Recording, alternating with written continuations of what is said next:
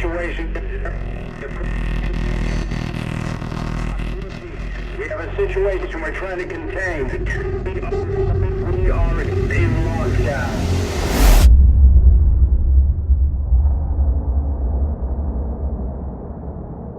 Ridley Scott's original Alien movie presented a really grounded view of the future. This wasn't holograms and touchscreens. It's chunky, analog push-button technology. This is a world of CRT, not LCD.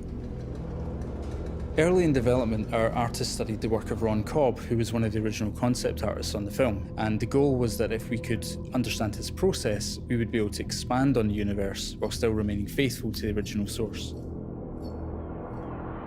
This lo-fi sci-fi approach doesn't just inform the visuals, it also has a big effect on how we design the gameplay.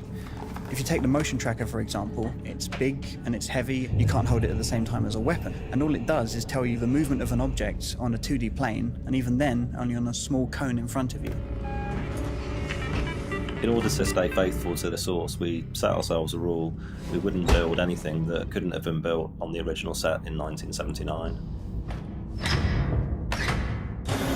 I'm in. Everything in our game conforms to this retro future aesthetic.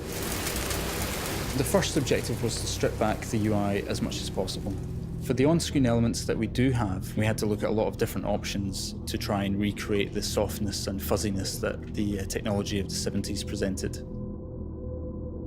The technique that we found most effective was actually to take gameplay footage and UI elements and record them onto VHS tape and play them back through an old portable television.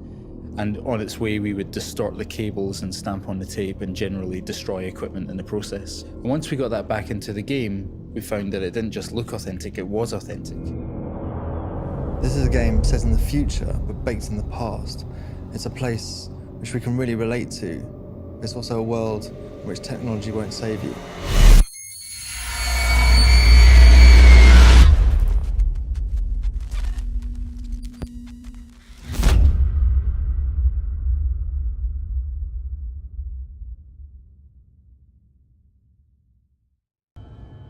Sound is a massive component of any horror experience, and that's definitely the case with Alien.